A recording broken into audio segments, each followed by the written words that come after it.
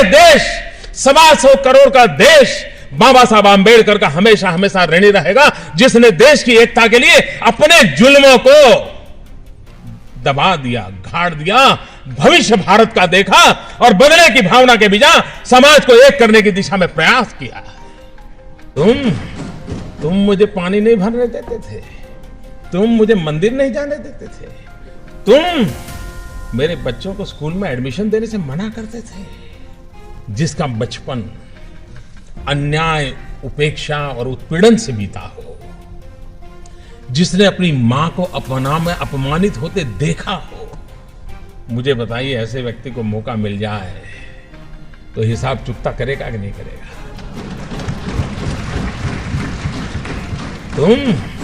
तुम मुझे पानी नहीं भरने देते थे, तुम मुझे मंदिर नहीं जाने देते थे, तुम मेरे बच्चों को स्कूल में एडमिशन देने से मना करते थे। मनुष्य का जो लेवल है ना, वहां ये बहुत स्वाभाविक है, लेकिन जो मानव से कुछ ऊपर है वो बाबा साहब आंबेडकर थे कि जब उनके हाथ में कलम थी, कोई भी निर्णय करने की ताकत थी। लेकिन आप पूरा संविधान देख लीजिए, पूरी संविधान सभा की डिबेट देख लीजिए, बाबा साहब आंबेडकर की बातों में, वाणी में, शब्द में कहीं कटुता नजर नहीं आती है, कहीं बदले का भाव नजर नहीं आता है। उनका भाव यही रहा, और वो भाव क्या था मैं अपने शब्दों में कह सकता हूं कि कभी कभार खाना खाते समय दांतों के बीच हमारी जीभ कट जाती है, लेकिन हम दांत तोड़ नहीं देते हैं। क्यों?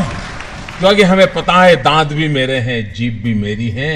बाबा साहब आंबेडकर के लिए सवर्ण भी उनके थे और हमारे दलित, पीड़ित, शोषित भी दोनों ही उनके लिए बराबर थे, और इसलिए बदले का नामो निशान नहीं था, कटुता का नामो निशान नहीं था। बदले के भाव को जन्म न देने का और समाज को साथ लेके चलने की प्रेरणा देने वाला प्रयास बाबा साहब आंबेडकर की हर बात में झलकता है। और ये देश 125 करोड़ का देश बाबा साहब आंबेडकर का हमेशा हमेशा ऋणी रहेगा, जिसने देश की एकता के लिए अपने जुल्मों को दबा दिया, गाड़ दिया, भविष्य भारत का देखा और बदले की भावना के बिना समाज को एक करने की दिशा में प्रयास किया है। क्या हम सब, हमारे राजनीतिक कारण कुछ भी होंगे, पराजय को झेलना बड़ा मुश्किल होता है, लेकिन उसके बावजूद भी जय और पराजय से भी समाज का जय बहुत बड़ा होता है, राष्ट्र का जय बहुत बड़ा होता है, और इसलिए उसके लिए समर्पित होना यह हम सबका दायित्व बन रहा है। इस दायित्व को लेकर के बाबा साहब आंबेडकर ने जो उत्तम भूमिका निभाई है, राजनीतिक कारणों से इस महापुरुष के योगदान को अगर सही रूप में उनके जीवन काल से लेकर के अब तक अगर हमने प्रस्तुत किया होता, तो आज भी समाज में कहीं तनाव नजर आता है, कभी कभी टकराव नजर आता है, कभी कभी खरोच हो जाती है। मैं दावे से कहता हूं, अगर बाबा साहब आंबेडकर को हमने भूला न दिया होता तो यह हाल न हुआ होता। दोस्तों, अगर बाबा साहब आंबेडकर को फिर से एक बार हम उसी भाव के साथ, श्रद्धा के साथ जन सामान्य तक पहुंचाने का प्रयास करेंगे, तो ये जो कमियां है वो कमियां भी दूर हो जाएगी। वो ताकत उस नाम में है, उस काम में है, उस समर्पण में है, उस त्याग में है, उस तपस्या में है, उस महान चीजें जो हमें देकर के गए उसके अंदर पड़ा हुआ है, और उसकी पूर्ति के लिए हम लोगों का प्रयास होना बहुत आवश्यक है। और इसलिए बाबा साहब मानवता के पक्षकार थे, अमानवीयता की हर चीज को वो नकारते थे, उसका परिमार्जन का प्रयास करते थे, और हर चीज संवैधानिक तरीके से करते थे, लोकतांत्रिक मर्यादाओं के साथ करते थे। बाबा साहब के साथ क्या क्या अन्याय किया, किस किस ने अन्याय किया, ये हम सब भली भांति जानते हैं। कभी कभार मेरी एक शिकायत रहती है, और ये शिकायत मैं कई बार बोल चुका हूं, लेकिन हर बार मुझे दोहराने का मन करता है। कभी हम लोग बाबा साहब को बहुत अन्याय कर देते हैं जी, उनको दलितों का मसीहा बना करके तो घोर अन्याय करते हैं। बाबा साहब को ऐसे सीमित न करें, वे अमानवीय हर घटना के खिलाफ आवाज उठाने वाले महापुरुष थे। हर पीड़ित, शोषित, कुचले, दबे उनकी वो एक प्रखर आवाज थे। उनको भारत की सीमाओं में बांधना ठीक नहीं है, उनको विश्व मानव के रूप में हमने देखना चाहिए। दुनिया जिस रूप से मार्टिन लूथर किंग को देखती है, हम बाबा साहब आंबेडकर को उससे जरा भी कम नहीं देख सकते। अगर विश्व के दबे कुचले लोगों की आवाज मार्टिन लूथर किंग बन सकते हैं, तो आज विश्व के दबे कुचले लोगों की आवाज बाबा साहब आंबेडकर बन सकते हैं। और हमें संविधान में जो कुछ मिला है, वो जाति विशेष के कारण नहीं मिला है, अन्याय की परंपराओं को नष्ट करने का एक उत्तम प्रयास के रूप में हुआ है। कभी इतिहास के झरोखे से मैं देखूं तो मैं दो महापुरुषों को एक विशेष रूप से देखना चाहूंगा। एक सरदार वल्लभ भाई पटेल और दूसरे बाबा साहब आंबेडकर।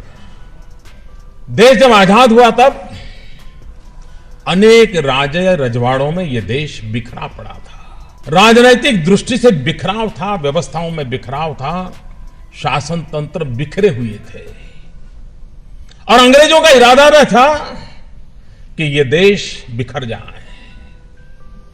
हर राजे रजवाड़े अपना सर ऊंचा कर करके यह देश को जो हालत में छोड़े, लेकिन सरदार वल्लभ भाई पटेल थे जिन्होंने राष्ट्र की एकता के लिए सभी राजे रजवाड़ों को अपनी कूटनीति के द्वारा, अपने कौशल्य के द्वारा, अपने पॉलिटिकल विल के द्वारा और बहुत ही कम समय में इस काम को उन्होंने करके दिखाया। और आज से तो हिमाचल कश्मीर से कन्याकुमारी एक भव्य भारत माता का निर्माण सरदार वल्लभ भाई पटेल के माध्यम से हम देख पा रहे हैं। तो एक तरफ राजनीतिक बिखराव था तो दूसरी तरफ सामाजिक बिखराव था। हमारे यहां ऊंच नीच का भाव, जातिवाद का जहर, दलित, पीड़ित, शोषित, वंचित, आदिवासी, इन सब के प्रति उपेक्षा का भाव और सदियों से ये बीमारी हमारे बीच घर कर गई थी। कई महापुरुष आए, उन्होंने सुधार के लिए प्रयास किया। महात्मा गांधी ने किया, कई, यानी कोई शताब्दी ऐसी नहीं होगी कि हिंदू समाज की इस बुराइयों को नष्ट करने के लिए प्रयास न हुआ हो। लेकिन बाबा साहब आंबेडकर ने राजनीतिक संवैधानिक व्यवस्था के माध्यम से सामाजिक एकीकरण का बीड़ा उठाया। जो काम राजनीतिक एकीकरण का सरदार पटेल ने किया था, वो काम सामाजिक एकीकरण का बाबा साहब आंबेडकर जी के द्वारा। और इसलिए ये जो सपना बाबा साहब ने देखा हुआ है, उस सपने की पूर्ति का प्रयास, उसमें कहीं कोताही नहीं बरतनी चाहिए, उसमें कोई ढीलापन नहीं आना चाहिए। कभी कभार बाबा साहब के विषय में हम जब सोचते हैं, हम में से बहुत कम लोगों को मालूम होगा कि बाबा साहब को मंत्री परिषद से इस्तीफा देने की नौबत क्यों आई। या तो हमारे देश में इतिहास को दबोच दिया जाता है, या तो हमारे देश में इतिहास को डाइल्यूट किया जाता है या डाइवर्ट कर दिया जाता है, अपने अपने तरीके से होता है। हिंदू कोड बिल बाबा साहब की अध्यक्षता में इस काम चल रहा था और उस समय प्रारंभ में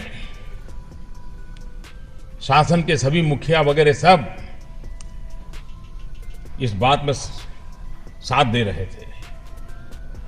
लेकिन जब हिंदू कोड बिल पार्लियामेंट में आने की नौबत आई और महिलाओं को उसमें अधिकार देने का विषय जो था, संपत्ति में अधिकार, परिवार में अधिकार, महिलाओं को इक्वल राइट देने की व्यवस्था थी उसमें, क्योंकि बाबा साहब आंबेडकर किसी को भी वंचित, पीड़ित, शोषित देख ही नहीं सकते थे। और यह सिर्फ दलितों के लिए नहीं था, टाटा बिरला परिवार की महिलाओं के लिए भी था और दलित बेटी के लिए भी था। यह बाबा साहब का विजन देखिए। लेकिन उस समय की सरकार इस प्रोग्रेसिव बातों के सामने जब आवाज उठी तो टिक नहीं पाई। सरकार दब गई कि भारत में ऐसा कैसे हो सकता है कि महिलाओं को संपत्ति का अधिकार देंगे, वो तो बहू बन करके कहीं चली जाती हैं, तो फिर पता नहीं क्या हो जाएगा, समाज में कैसा बिखराव, ये सारे डर पैदा हुए। 50 प्रकार के लोगों ने अपना भय व्यक्त किया। ऐसे समय बाबा साहब को लगा कि अगर भारत की नारी को हक नहीं मिलता है तो फिर उस सरकार का बाबा साहब हिस्सा भी नहीं बन सकते, और उन्होंने सरकार छोड़ दी थी। और जो बातें बाबा साहब ने सोची थी वो बाद में समय बदलता गया, लोगों की सोच में भी थोड़ा सुधार आता गया। धीरे धीरे कभी एक चीज सरकार ने मान ली, कभी दो मान ली, कभी एक आई, कभी दो आई। धीरे धीरे करके बाबा साहब ने जितना सोचा था वो सारा बाद में सरकार को स्वीकार करना पड़ा। लेकिन बहुत साल लग गए, बहुत सरकारें आके चली गई। कहने का मेरा तात्पर्य यह है कि अगर मैं दलितों के अंदर बाबा साहब को सीमित कर दूंगा तो इस देश की 50% जनसंख्या माताओं बहनों को बाबा साहब ने इतना बड़ा हक दिया, उनका क्या होगा। और इसलिए यह आवश्यक है कि हम बाबा साहब को उनकी पूर्णता के रूप में समझे, स्वीकार करें। लेबर लॉज हमारे देश में महिलाओं को कोयले की खदान में काम करना बड़ा दुष्कर था, लेकिन कानून रोकता नहीं था। और यह काम इतना कठिन था कि महिलाओं से नहीं करवाया जा सकता। ये बाबा साहब आंबेडकर ने हिम्मत दिखाई और महिलाओं को कोयले की खदानों के कामों से मुक्त कराने एक बहुत बड़ा निर्णय बाबा साहब आंबेडकर ने किया था। हमारे देश में मजदूरी सिर्फ दलित ही मजदूर थे ऐसा नहीं, जो भी मजदूर थे बाबा साहब उन सबके मसीहा थे। और इसलिए 12 घंटा 14 घंटा मजदूर काम करता रहता था, मालिक काम लेता रहता था, और मजदूर को भी नहीं लगता था कि मेरा भी कोई जीवन हो सकता है, मेरे भी कोई मानवीय हक हो सकता है। उसको बेचारे को मालूम तक नहीं था। और न ही कोई बाबा साहब आंबेडकर को मेमोरेंडम देने आया था कि हमसे इतने काम लिया जाता है, कुछ हमारा करो। ये बाबा साहब की आत्मा की पुकार थी कि उन्होंने 12 घंटे 14 घंटे काम हो रहा था, 8 घंटे सीमित किया।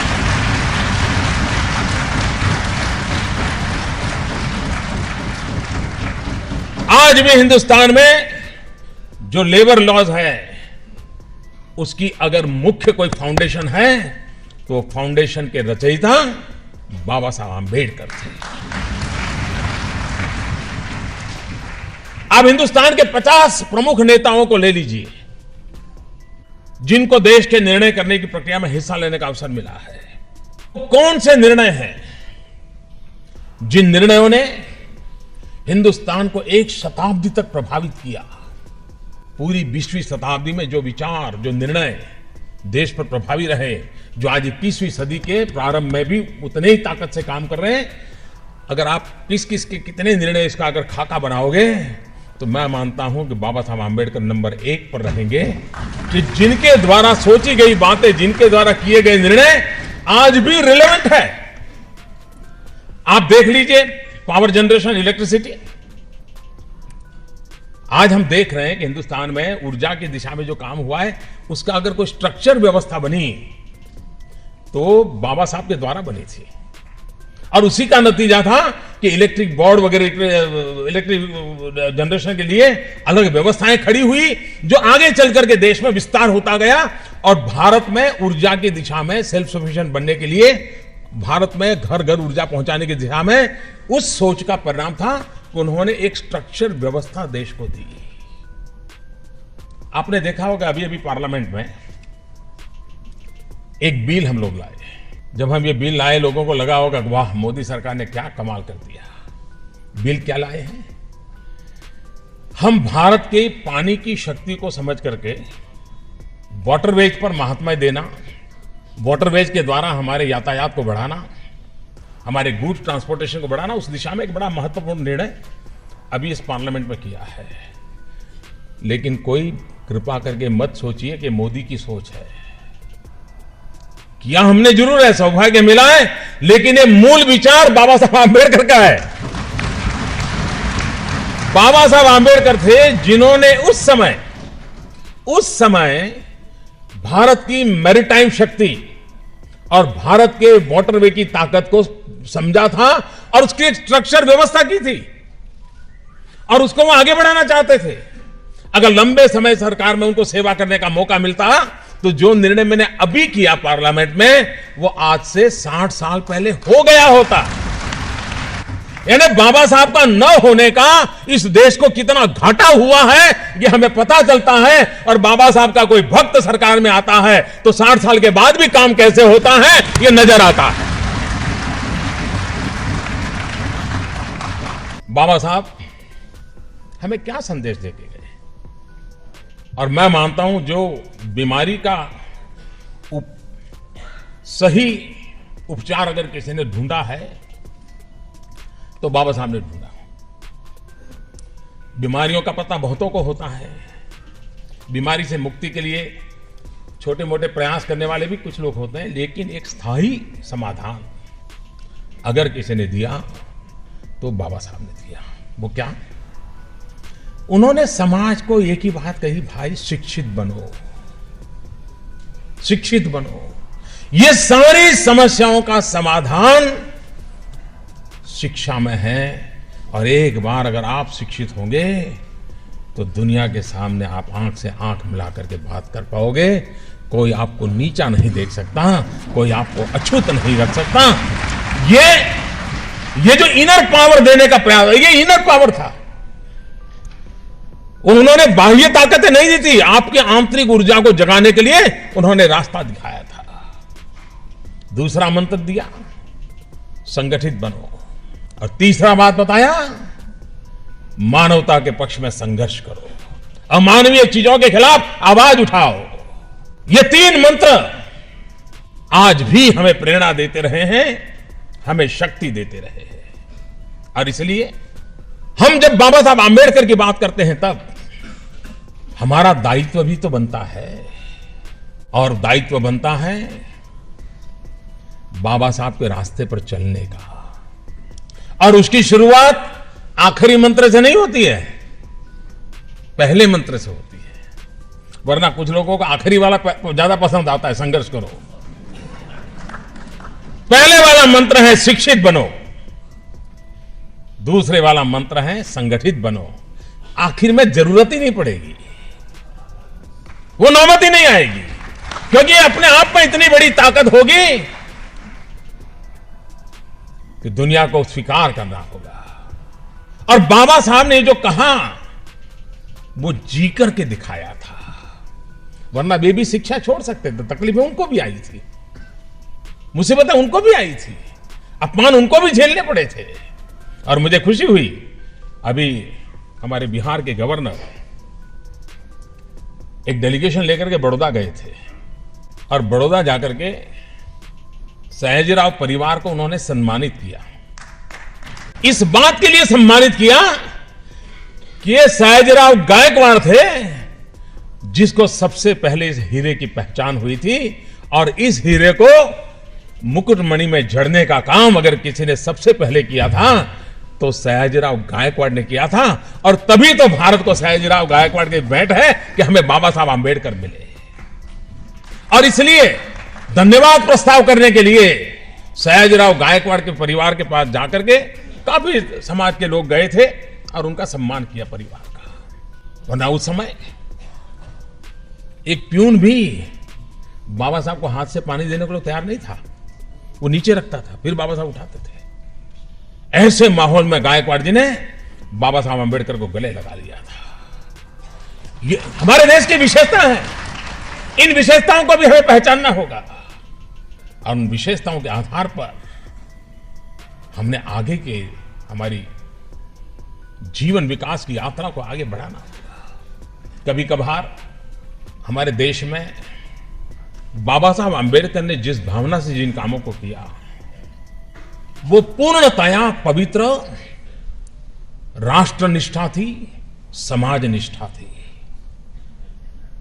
राजनिष्ठा की प्रेरणा से बाबा साहब आंबेडकर ने कभी कोई काम नहीं किया, राष्ट्रनिष्ठा और समाज निष्ठा से किया। और इसलिए हमने भी हमारी हर सोच, हमारे हर निर्णय को इस तराजू से तोलने का बाबा साहब आंबेडकर ने हमें रास्ता दिखाया है कि राष्ट्रनिष्ठा की तराजू से तोला जाए, समाज निष्ठा की तराजू से तोला जाए, और तब जाकर के वो हमारा निर्णय, हमारी दिशा सही सिद्ध होगी। कुछ लोगों ने एक बात, कुछ लोगों का हम लोग वो हैं जिनको कुछ लोग बिल्कुल पसंद ही नहीं करते, हमें देखना तक नहीं चाहते, उनको बुखार आ जाता है और बुखार में आदमी कुछ भी बोल देता है। बुखार में वो मन का आपा भी खो देता है, और इसलिए असत्य, झूठ, अनाप शनाप ऐसी बातों को प्रचारित किया जाता है। मैं आज जब जिन लोगों ने 60 साल तक कोई काम नहीं किया, उस 26 अलीपुर के गौरव के लिए आज यहां खड़ा हूं, तब मुझे बोलने का हक भी बनता है। मुझे बराबर याद है जब वाजपेयी जी की सरकार बनी तो चारों तरफ एक हो हल्ला मचा था, अब ये भाजपा वाले आ गए हैं, अब आपका आरक्षण जाएगा। जो लोग पुराने हैं उनको याद होगा, वाजपेयी जी की सरकार के समय ऐसा तूफान चलाया, गांव गांव, घर घर, ऐसा माहौल बना दिया जैसे बस चलाया जाएगा। वाजपेयी जी की सरकार रही, 2 टर्म रही, लेकिन खरोच तक नहीं आने दी थी, फिर भी झूठ चलाया गया।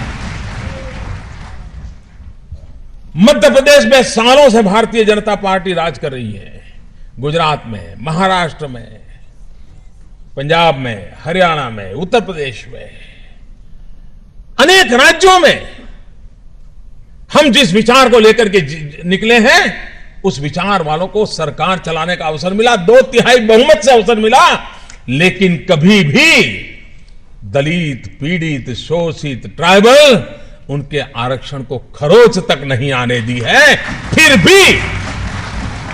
फिर भी झूठ चलाया जा रहा है। क्यों? बाबा साहब आंबेडकर ने जो राष्ट्रनिष्ठा और समाज निष्ठा के आधार पर देश को चलाने की प्रेरणा दी थी, उससे हट करके सिर्फ राजनीति करने वाले लोग हैं, वो इससे बाहर नहीं निकल पाते हैं। इसलिए ये बातों को झूठे रूप में समाज को भ्रमित करने के लिए चला रहे हैं। और इसलिए मैं जब हिंदू मिल के कार्यक्रम के लिए गया था, चैत्य भूमि के पुनर्निर्माण के शिलान्यास के लिए गया था, उस समय मैंने कहा था,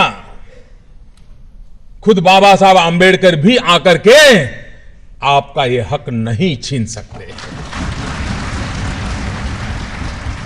बाबा साहब के सामने हम तो क्या चीजें, कुछ नहीं है जी। उस महापुरुष के सामने हम कुछ नहीं है, और इसलिए ये जो भ्रम फैलाए जा रहे हैं, उनकी राजनीति चलती होगी, लेकिन समाज में इसके कारण दरारें पैदा होती है, तनाव पैदा होते हैं, और समाज को दुर्बल बना करके हम राष्ट्र को कभी सबल नहीं बना सकते हैं। इस बात को हम लोगों ने जिम्मेवारी के साथ समझना होगा। बाबा साहब आंबेडकर का आर्थिक चिंतन, और वैसे तो अर्थवेत्ता थे, उनकी पूरी पढ़ाई आर्थिक विषयों पर हुई, और उनकी पीएचडी भी, जो लोग आज भारत की महान परंपराओं को गाली देने में गौरव अनुभव करते हैं, उनको शायद पता नहीं है कि बाबा साहब आंबेडकर की थीसिस भी भारत की उत्तम वैभवशाली व्यापार विश्व को लेकर के उन्होंने पीएचडी किया था, जो भारत के पुरातन हमारे गौरव को अभिव्यक्त करता था। लेकिन बाबा साहब को समझना नहीं, बाबा साहब की विशेषता को मानना नहीं, और इसको समझने के लिए सिर्फ किताबें काम नहीं आती हैं। बाबा साहब को समझने के लिए समाज के प्रति संवेदना चाहिए, और उस महापुरुष के प्रति भक्ति चाहिए, तब जाकर के संभव है, तब जाकर के संभव है। और इसलिए बाबा साहब आंबेडकर ने अपने आर्थिक चिंतन में एक बात साफ कही थी।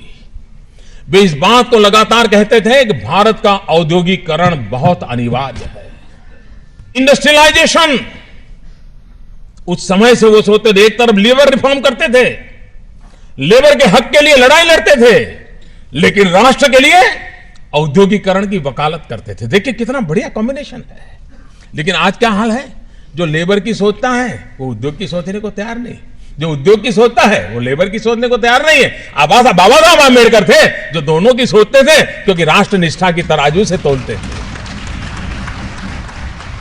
और इसलिए वो दोनों की सोचते थे। और उसी का परिणाम यह है कि बाबा साहब औद्योगिकरण के पक्षकार थे और उनका बड़ा महत्वपूर्ण तर्क था। वो साफ कहते थे कि मेरे देश के जो दलित पीड़ित शोषित हैं उनके पास जमीन नहीं है और हम नहीं चाहते कि वो खेत मजदूर की तरह अपनी जिंदगी पूरी करें। हम चाहते हैं कि वो उस मुसीबतों से बाहर निकले।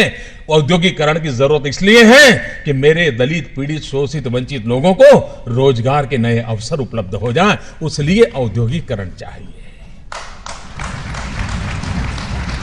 दलित पीड़ित शोषितों के पास जमीन नहीं है, खेती उसके नसीब में नहीं है।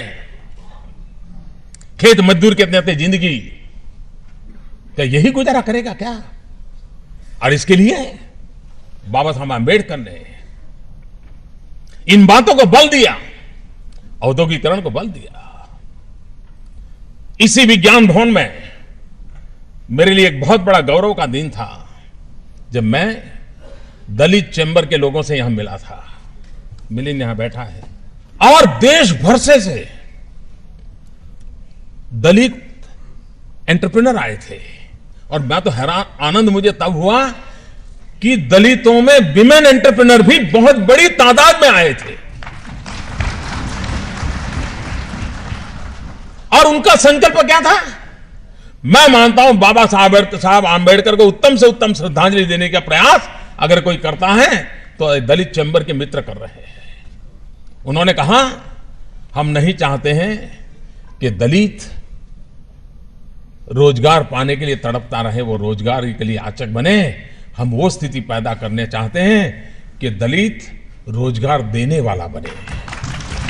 और उन्होंने हमारे सामने कुछ मांगे रखी थी और आज मैं गर्व के साथ कहता हूं उस मीटिंग को 4 महीने अभी तो पूरे नहीं हुए हैं, इस बजट में वो सारी मांगे मान ली गई हैं, सारी बातें लागू कर दी।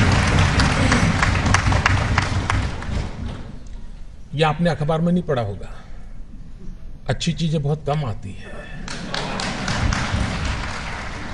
दलित एंटरप्रेन्योरशिप, उसके लिए अनेक प्रोत्साहन, वेंचर कैपिटल फंड समेत की कई बातें इस फील्ड के लोगों ने, जिन्होंने तय किया, जिनका माजा है कुछ करना है हमारे दलित युवाओं के लिए, वो बात इतनी ताकतवर थी कि सरकार को मांगे बिना, माने बिना कोई चारा नहीं था जी।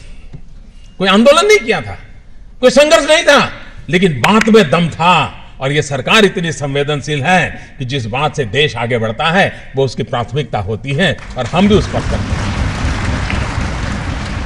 मेरा कहने का तात्पर्य यह है भाइयों कि हमें समाज की एकता को बल देना है और बाबा साहब से ये तो सीखना पड़ेगा। माझे जोपर्यंत जातीयवादाचा मनोरोग या समाजातून जात नाही तोपर्यंत औषध म्हणून लावलेलं जे एक मलमपट्टी म्हणून लावलेलं आरक्षणाचं एक शस्त्र हे अस्त्र आहे ते आपल्याला काढता येणार नाही। एवढी सगळी चर्चा आणि आंदोलन पुढे नेत आहेत, मुळात त्यांना डॉक्टर बाबासाहेब आंबेडकरांच्या मताचा आदर करता येतो का? डॉक्टर आंबेडकरांनी स्वतः सांगितलं की एक एवढ्या वर्षांच्या पुढे 10 ते 15 वर्षांच्या पुढे हे रिझर्वेशन राहू नये। मी कुठल्या मताची हा विषय वेगळा, पण मुळात या सगळ्या लोकांना डॉक्टर बाबासाहेब आंबेडकरांच्या मताचा आदर करता येतो का? तिथे त्यांना आंबेडकर साहेब आठवत नाहीत। आपल्या हे बाबासाहेबांचं कोड जे आहे त्याचा जरा संदर्भ द्याल का? ते एका पाल्याच्या दृष्टीने जर सगळ्या समाजाकडे बघितलं गेलं तर हळूहळू हे रिझर्वेशन जायला पाहिजे आणि सगळ्यांना समान अधिकार मिळायला हवा, या मताची मी नक्की आहे। सिद्धार्थ मोकळे बोला। ताई, मला तुम्हाला म्हणजे ठीक आहे, विचारधारेवरती मी काही बोलत नाही, ते अगदी ओपन ते दिसतंय सगळं, मात्र माझा मुद्दा इतकाच आहे की तुम्ही जे बाबासाहेबांचं अर्धवट कोटेशन सांगितलं ते पूर्ण करतो। बाबासाहेबांचं म्हणणं असं होतं की राजकीय आरक्षण ही आरक्षण विरोधी विचारधारा आहे, ही आरक्षण विरोधी विचारधारा आहे। फक्त ऐकायची का? बाकीच्यांची ऐका ना, आरक्षण विरोधी विचारधारा आहे हे इतकंच सांगतोय मी तुमच्या बोलण्यावरती मी उत्तर देतो। तुम्ही जे 2 मुद्दे मांडलेत ना, पालकाच्या दृष्टीने बोलतेय आणि हो ना, एक पालक आरक्षण विरोधी पालक असं म्हणून मी त्याच्याकडे बघतोय, हरकत नाही ना, आरक्षण विरोधी पालक असं बघतो मी त्याकडे। आता मुद्दा असा आहे की बाबासाहेबांचं जे अर्धवट कोट सांगून तुम्ही कुबड्या वगैरे जे शब्द वापरले किंवा पहिल्या पिढीने घेतलं मग सोडायला पाहिजे होतं म्हणतात ना, तर बाबासाहेबांचं संविधान सभेतलं ते जे काही कोटेशन आहे ते राजकीय आरक्षणाच्या संदर्भात आहे, ते शिक्षणातल्या किंवा नोकरीतल्या आरक्षणाच्या संदर्भात नाही. शिक्षण किंवा नोकरीचं आरक्षण कधी संपलं पाहिजे तर ज्या वेळेला त्या आरक्षणामागचं कारण आहे, जो भेदभाव आहे तो संपेल तेव्हा संपलं पाहिजे. ऐका आज या दलित समाजातल्या राजकीय लोकांच्या विविध स्वतःबद्दलच्या संकल्पनांनी तुम्ही आज रिझर्वेशन ठेवून उलट तुमच्या दलित समाजातल्या पुढच्या पिढ्यांना कुबड्या घेऊन जायला प्रवृत्त करताय. आज त्यांना सक्षम होण्याकरता आपण हातभार दिला पाहिजे. अगदी आता त्याच्याकडे तुम्हाला एक सांगा घ्यायचं तुम्ही जर आजारी असाल, ऐका ना, तुम्ही आजारी पडलात, डॉक्टरने तुम्हाला मेडिसिन दिलं तर एक दिवस गोळी खाऊन तुम्ही थांबता का हो? असं म्हणता का आता एक दिवस घेतली ना गोळी मी परत कशाला घ्यायचं औषध दुसऱ्या दिवशी? ते आजार बरा होईपर्यंत तुम्ही औषध घेता. बेस्ट आहे का हे पण बघा ना. मला उत्तर द्या की तुम्ही आजारी असाल, डॉक्टरने तुम्हाला प्रिस्क्रिप्शन लिहून दिलं तर तुम्ही बरं होईपर्यंत औषध घेता की एक दोन दिवस घेतलं बस झाला, आता कशाला हवंय औषध? सारखं कशाला घ्यायला हवं? या औषधाच्या कुबड्या कशाला हव्यात? शरीराने स्वतः ते नीट करायला हवं असं म्हणता का? हा भारतीय समाज आजारी आहे, जातीच्या मनोरुग्णतेनं पिछाडलेला समाज आहे. जोपर्यंत जातीयवादाचा मनोरोग या समाजातून जात नाही तोपर्यंत औषध म्हणून लावलेलं जे एक मलमपट्टी म्हणून लावलेलं आरक्षणाचं एक शस्त्र आहे, अस्त्र आहे, ते आपल्याला काढता येणार नाही. नाहीतर हा समाज संपून जाईल. जसा पूर्वी आपण पारतंत्र्यात होतो ना तसं पुन्हा पारतंत्र्यात चालले जाऊ आपण. आरक्षणाने समाजात समता आणली, सगळ्यांना संधी दिली. अहो मेरिटचं नाव करून आरक्षणाला कुबड्या म्हणून, आरक्षणाला नाव ठेवून मेरिटधारी म्हणून IIT सारख्या ठिकाणी जे तुम्ही SC ST OBC लोकांना प्रवेश मिळू दिला नाही. 80-85% तिथे सवर्ण आहेत, जनरल कॅटेगरीतले. काय देऊ लागलो? देशाला भिकारी करून ठेवलेलं आहे. आज प्रत्येक देशाच्या दारात जाऊन तंत्रज्ञानाची भीक मागतोय देश. कधी अमेरिकेसमोर हात पसर, कधी चीन समोर हात पसर, कधी फ्रान्स समोर हात पसर. काय स्वतःचं आपलं तंत्रज्ञान उभं राहिलं नाही, का तंत्रज्ञानात पुढे गेलो नाही, का भिका मागाव्या लागतात इतरांकडे जाऊन?